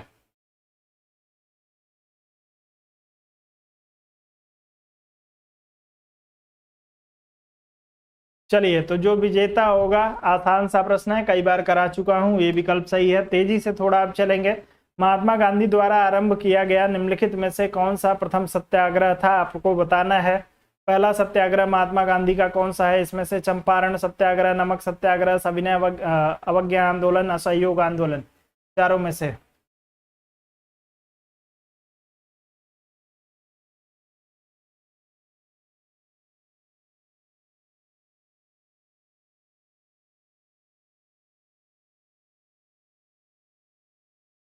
चलें तो सबसे पहला सत्याग्रह जो है आप सभी को पता है कि आपके 1917 में जो है पहला सत्याग्रह जो है महात्मा गांधी के द्वारा बिहार के चंपारण जिले में जो है वो आयोजित किया गया था, जिसे चंपारण सत्याग्रह के नाम से जाना जाता है। राजकुमार शुक्ल के जो है वो निमंत्रण पे लखनऊ अधिवेशन में राजकुमार शुक्ल जो है, आप सभी को पता है कि 1916 में जो है वो लखनऊ अधिवेशन हुआ था। लखनऊ अधिवेशन के समय जो है राजकुमार शुक्ल की मुलाकात महात्मा गांधी जी से हुई थी और वहां पे बिहार की समस्याओं से जो है इन्होंने, राजकुमार शुक्ल ने महात्मा गांधी को अवगत कराया और निमंत्रण दिया चंपारण आने का। और उसके बाद से 1917 में ही जो है चंपारण पहुंचे और यहाँ पे पहला आंदोलन जो है इन्होंने सत्याग्रह जो है वो यहाँ पे आयोजित किया था। चलें आगे बढ़ेंगे। अगला प्रश्न, मनुस्मृति में अध्याय कितने हैं भैया? ये प्रश्न रिपीट हो गया क्या? चलिए कोई बात नहीं है। तो मनुस्मृति में 12 अध्याय पहले भी आप लोगों को बता चुका हूं। अगले प्रश्न पे चलते हैं। मनुस्मृति में अध्यायों की संख्या जो है वो 12 है। अगला प्रश्न आ गया है, निम्न में से कौन सा पहलू गांधी के स्वदेशी के दायरे में नहीं आता है? आर्थिक, राजनीतिक, धार्मिक, सभी सही हैं। किसी एक विकल्प का चुनाव करिए। चलो,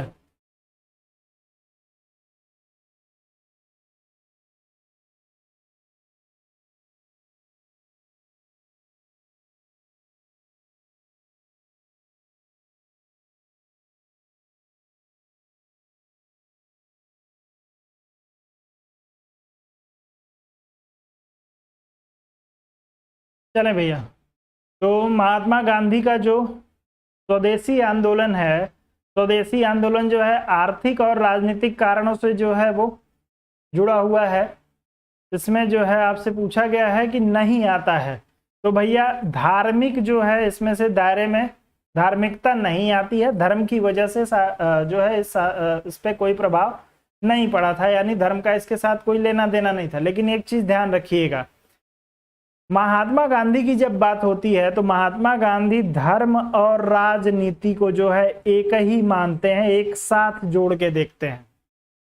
लेकिन स्वदेशी आंदोलन में जो है वो धार्मिक कारण नहीं था, कोई कारण था आर्थिक और राजनीतिक, और राजनीतिक कारण के साथ धर्म जो है वो स्वतः जुड़ा रहता है। तो उत्तर आपका इस प्रश्न में सी विकल्प का ही के साथ ही सही होगा, जो लोग सी विकल्प का चुनाव करेंगे। आगे बढ़ते हैं, अगले प्रश्न पे चलेंगे।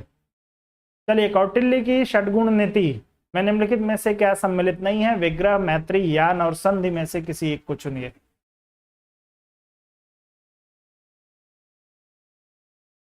चलें,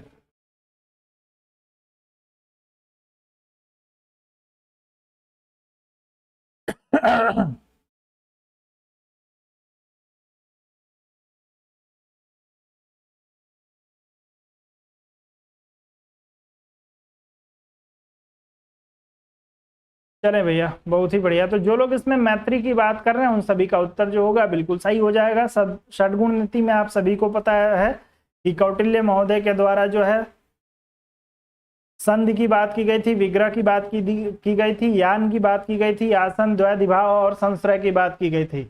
मैत्री की बात जो है वो नहीं की गई थी कौटिल्य के द्वारा। तो उत्तर आपका जो होगा बी विकल्प के लिए बिल्कुल सही होगा। आगे बढ़ते हैं, अगला प्रश्न दिया है कि निम्नलिखित में से कौन सा जोड़ा अशुद्ध है? कौटिल्य अर्थशास्त्र, भीष्म शांति पर्व, मैकियावेली राजनीति, प्लेटो लाज। चारों में से किसी एक को चुनिए और उत्तर कर दीजिए कौन सा जो है वो सुमेलित नहीं है।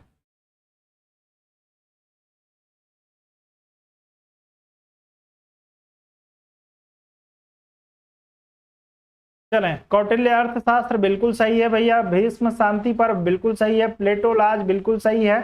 राजनीति भैया मैकियावेली नहीं, राजनीति जो है वो अरस्तु की पुस्तक है, तो इसका संबंध जो है वो अरस्तु के साथ होगा, न कि मैकियावेली के साथ। तो आपका सही उत्तर हो जाएगा इस प्रश्न में से सी विकल्प, क्योंकि यहाँ पे अशुद्ध जोड़ा आपसे पूछा गया है। तो जो लोग इसमें सी विकल्प की बात करेंगे उनका उत्तर सही होगा। आगे बढ़ते हैं, अगले प्रश्न पे चलेंगे। अगला प्रश्न दिया है, भारत के निम्न प्राचीन ग्रंथों में से किसमें राज्य की उत्पत्ति के दैवीय सिद्धांत का समर्थन किया गया है? आपको वेद, रामायण, अर्थशास्त्र और मनुस्मृति में से किसी एक को चुनना है। चलें,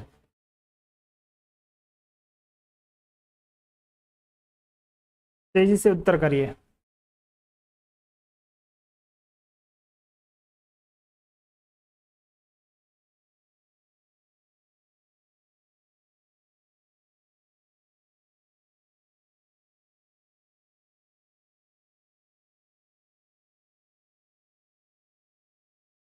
अब जब मैं आप लोगों से बात कर रहा था, एक प्रश्न पीछे जब आया था जिसमें मैंने आपसे पूछा था कि कौटिल्य ने जो है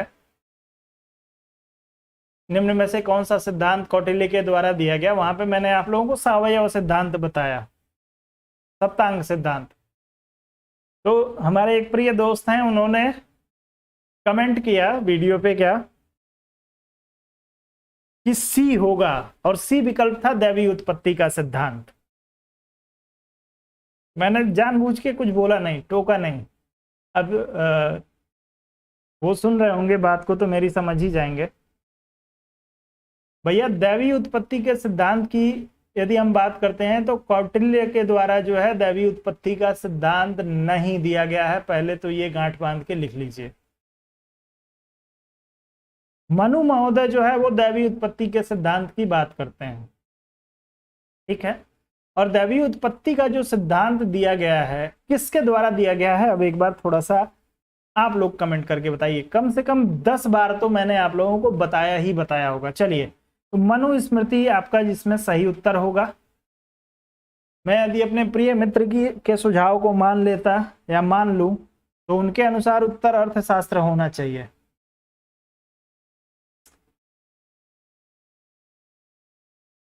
चलें भैया, तो जो दैवीय उत्पत्ति का सिद्धांत है आप लोगों ने पढ़ा होगा, यह जेम्स प्रथम के द्वारा दिया गया था।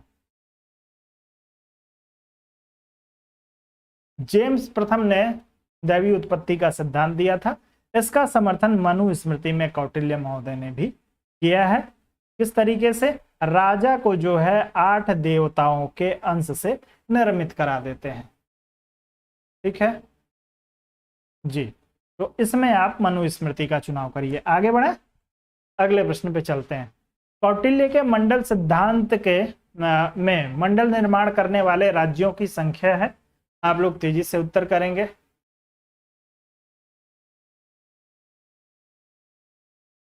कौटिल्य के मंडल सिद्धांत में मंडल निर्माण करने वाले राज्यों की संख्या।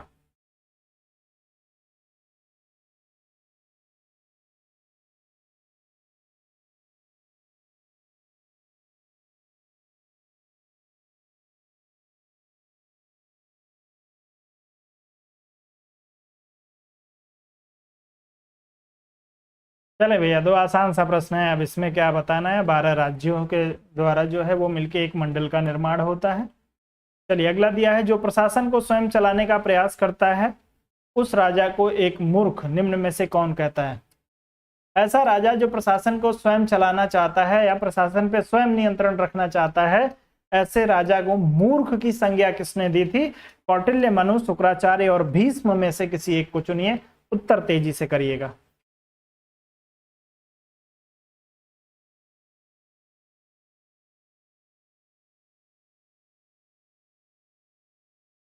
चले,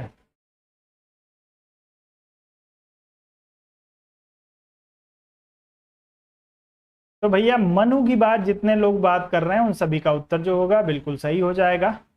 राजा को स्वयं जो है वो प्रशासन चलाने का प्रयास नहीं करना चाहिए, अपने मातहत लोगों के माध्यम से जो है वो प्रशासन चलाना चाहिए शासक को, ऐसा मनु महोदय का विचार था। बी विकल्प के लिए सही हो जाएगा। अगले प्रश्न पे चलते हैं। अगला प्रश्न आपको दिया है, निम्न में से किसने ट्रस्टीशिप की अवधारणा का प्रतिपादन किया? तो मैंने जो आपको न्यास की अवधारणा बताया, न्यास की अवधारणा, न्यास सिद्धांत या ट्रस्टीशिप, यह जो है आपके महात्मा गांधी के द्वारा जो है दिया गया सिद्धांत है। इसमें जो है महात्मा गांधी का मानना था कि जो आप संपत्ति अर्जित करते हैं, जो संपत्ति आप अर्जित करते हैं, इसमें आप अपने उपयोग की संपत्ति के बाद, आपके उपयोग के बाद जो भी हिस्सा संपत्ति का है उस पे जो है किसका नियंत्रण होगा? समाज, या उसे जो है वो समाज कल्याण में या समाज के कार्यों के में जो है उसे खर्च किया जाना चाहिए। आप संपत्ति के जो है वो स्वामी नहीं हो सकते हैं, संपत्ति के उपयोगकर्ता। संपत्ति जो है एक ट्रस्टी अवधारणा के थ्रू, यानी एक ट्रस्ट के माध्यम से जो है वो संपत्ति का के रूप में जो है वो ये समानता स्थापित करना चाहते हैं समाज में। और जब संपत्ति पे व्यक्ति का अधिकार ना हो के एक ट्रस्ट का अधिकार होगा तो उससे जो है वो समाज में समानता आएगी, ऐसा मानना है आपके महात्मा गांधी का। उत्तर जो होगा सी विकल्प के लिए सही होगा। चलिए, गांधी के न्यासधारिता सिद्धांत को संक्षेप में कहा जाता है संशोधनवादी समाजवाद, काल्पनिक समाजवाद, मानवीय चेहरे के साथ पूंजीवाद। तेजी से उत्तर करिए। चलें, तेजी से उत्तर करिए।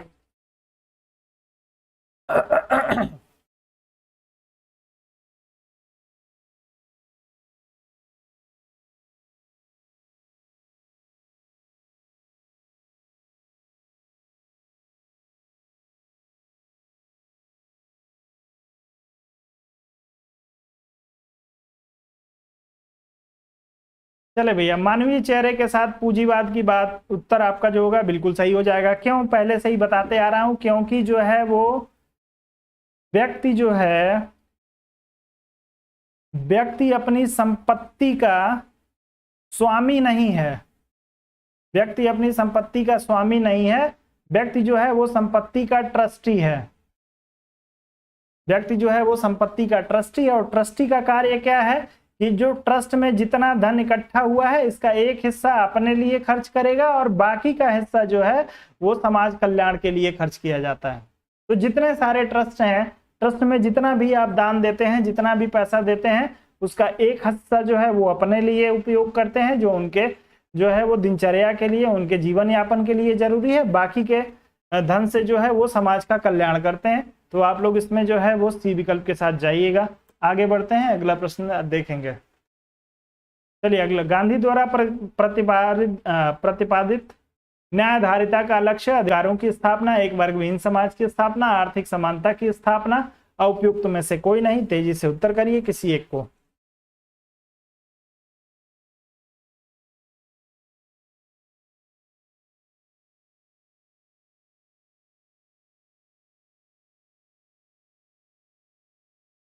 चलें,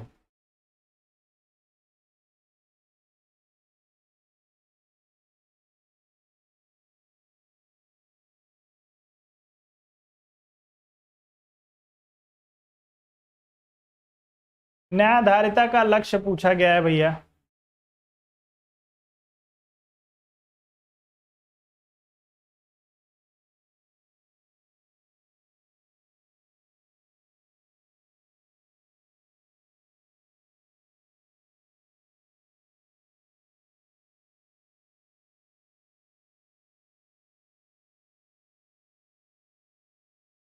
चलिए, अब जो न्यायधारिता का लक्ष्य है उसमें इसमें से बी और सी दोनों विकल्प सही हो सकते हैं,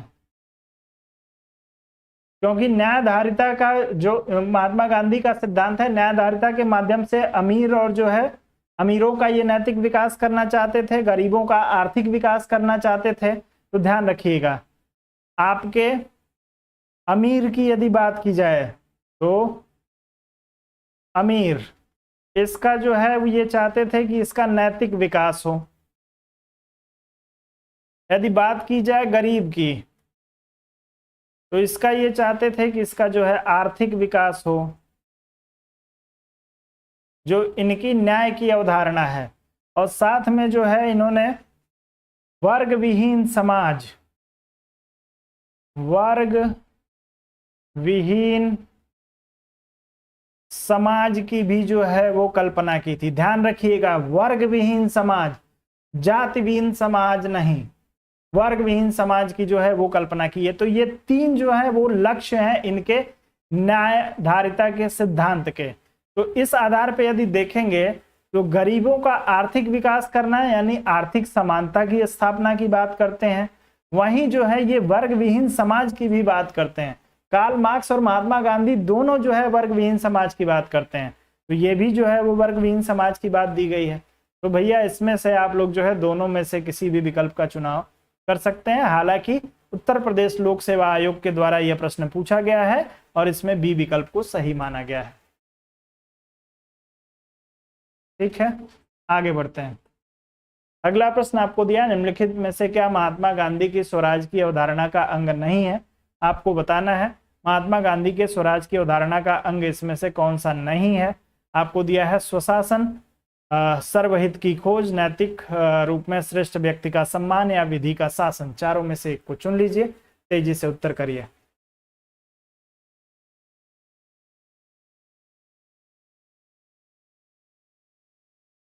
निम्नलिखित में से क्या महात्मा गांधी की स्वराज की धारणा का अंग नहीं है?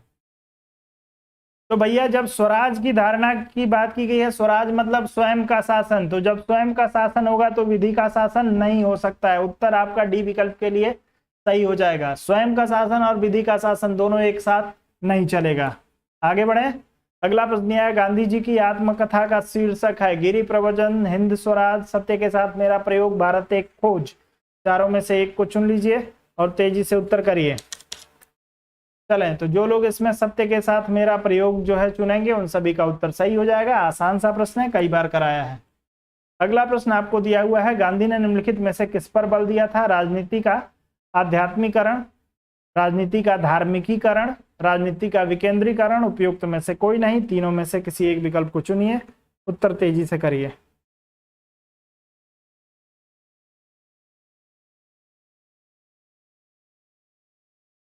चलें,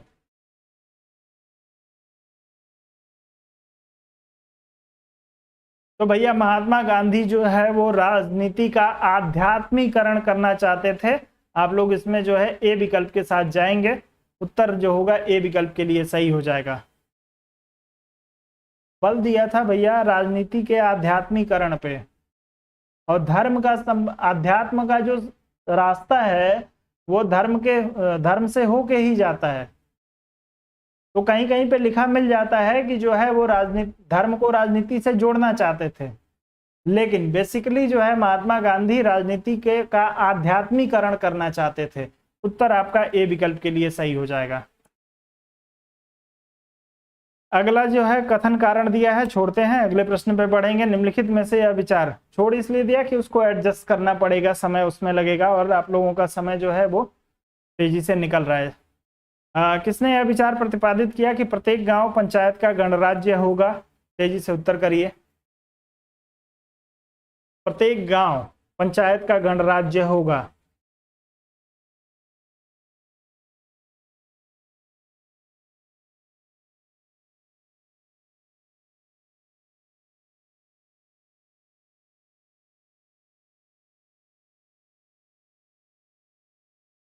चलें, तो महात्मा गांधी को आप लोग ध्यान रखिएगा। महात्मा गांधी का विचार था कि यदि गांव जो है सुरक्षित रहेंगे, गांव जो है वो समृद्धि करेंगे, तभी जो है वो राष्ट्र समृद्धि करेगा। क्योंकि इन्होंने कहा है कि यदि गांव भैया नष्ट हो गया तो भारत भी नष्ट हो जाएगा, और गांव ने यदि समृद्धि कर दी तो जो है भारत की भी जो है वो समृद्धि हो जाएगी। इसलिए कि प्रत्येक गांव को जो है एक गणराज्य बनाना चाहते थे। आगे बढ़ते हैं अगले प्रश्न पे। अगला आपको दिया है, महात्मा गांधी के विचार प्रभावित थे थेरो की कृतियों से, टॉल्स्टॉय की कृतियों से, रस्किन की कृतियों से, या सभी की कृतियों से? जी, भारत की आत्मा गांव में बसती है। कई सारे जो है वो ग्रामीण व्यवस्था के बहुत बड़े समर्थक जो हैं वो महात्मा गांधी हैं। आ जाइए, उत्तर करिए इस प्रश्न के लिए। तो अब आप सभी को पता है कि थेरो, टॉल्स्टॉय और रस्किन की सभी लोगों की पुस्तकों से जो है वो महात्मा गांधी प्रभावित हुए थे। तो सरकारी विकल्प का चुनाव करिए, उत्तर बिल्कुल सही होगा। अगला प्रश्न दिया है, गांधी का स्वशासन से अभिप्राय था स्थानीय स्वशासन, देसी लोगों की सरकार, सामंतों की सरकार, शासकीय नियंत्रण से स्वतंत्र होना। चारों में से एक को चुनिए। स्वशासन से अभिप्राय क्या है गांधी का?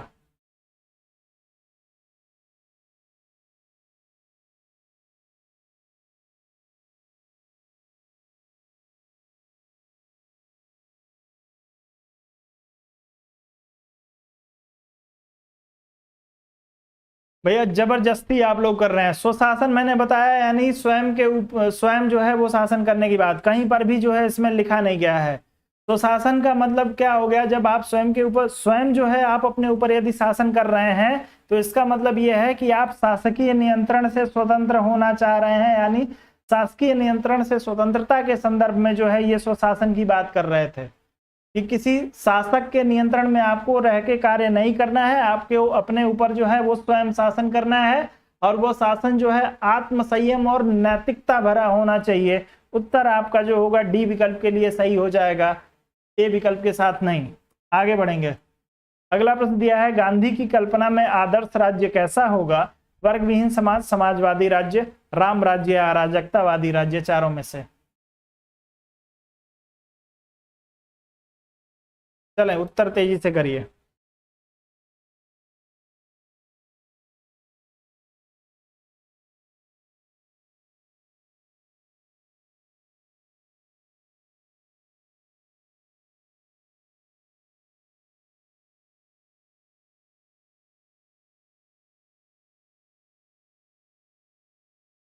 चले, बहुत ही बढ़िया।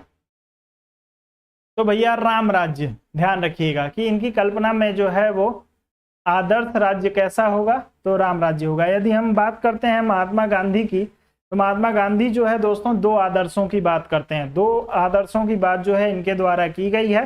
पहला जो इनका आदर्श है, प्रथम आदर्श की यदि हम बात करें, पहले आदर्श की यदि हम बात करते हैं, तो पहला आदर्श जो है इसे ये राम राज्य कहते हैं। राम राज्य जो है पहले आदर्श को जो है राम राज्य कहते हैं, और यह जो है वो पूर्ण आदर्श पे आधारित है। चलिए,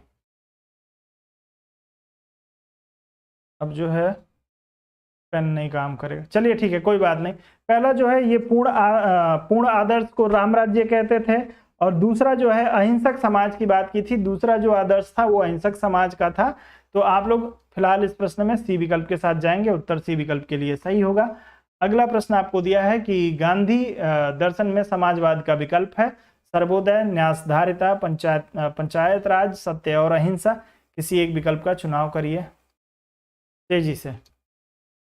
चलें, गांधी दर्शन में समाजवाद का विकल्प है, क्या विकल्प है भैया गांधी दर्शन में?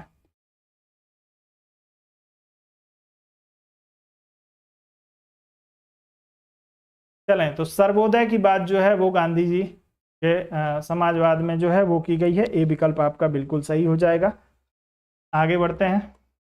अगला प्रश्न दिया है गांधी के प्रमुख विचारों में है सत्य और अहिंसा, समाजवाद, पंचायत राज, जात विहीन समाज।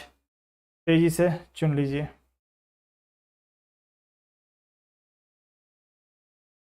किसी एक विकल्प को चुनिए तेजी से।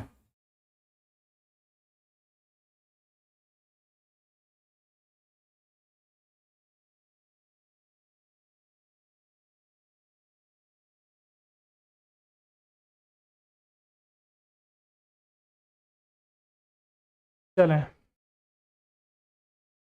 तो भैया सत्य और अहिंसा, समाजवाद और पंचायती राज, इन सारी चीजों का जो है इन्होंने क्या किया था, समर्थन किया था। यहाँ पे जाति विहीन समाज दे दिया है, तो ये गलत हो जाएगा। जाति व्यवस्था का समर्थन जो है वो महात्मा गांधी करते हैं, तो जाति विहीन हो जाएगा। तो ये एक जो है विचार निकालना पड़ेगा। तो 1 2 3 आपका 3 विकल्प, जो तीसरा विकल्प है सी विकल्प, वो सही हो जाएगा। आगे बढ़ेंगे, और इसी के साथ जो है आज की हमारी क्लास जो होगी वो कंप्लीट हो जाएगी। एक बार फिर से आप लोगों को याद दिला दूं कि प्रथम 50 लोगों के लिए जो शुल्क है भैया वो 100 रुपया है, 100 रुपये महीना। इसके बाद के जो लोग भी, और ये फेयर रहेगा 50 लोगों का ग्रुप जो है एक दो दिन के जैसे जैसे आप लोग मैसेज करते जाएंगे वैसे वैसे जो है आप लोगों को ग्रुप में ऐड कर दिया जाएगा। प्रथम 50 लोगों के लिए 100 रुपये जो है वो पहले महीने की फीस है, और उसके बाद के 50 लोगों के लिए जो है शुल्क जो होगा वो 200 रुपये निर्धारित होगा। तो आप लोग डिसाइड कर लीजिए। बाकी आप लोगों को जो है 7007701847 इस नंबर पे आप जो है अपना नाम लिख के सेंड कर दीजिए। आपको ग्रुप जब फॉर्म होगा कल या परसों में, तो आपको ग्रुप में ऐड कर दिया जाएगा। जो पहले 50 लोग होंगे उनसे जो है वो इस महीने के शुल्क जो है मात्र 100 रुपये उनसे लिया जाएगा। चलिए, फिलहाल के लिए आप लोग अनुमति दीजिए, कल जो है फिर मिलेंगे। अभी कल मिलेंगे यूट्यूब पे ही, परसों से हो सकता है कि आप लोगों के एप्लीकेशन की क्लास शुरू हो जाए।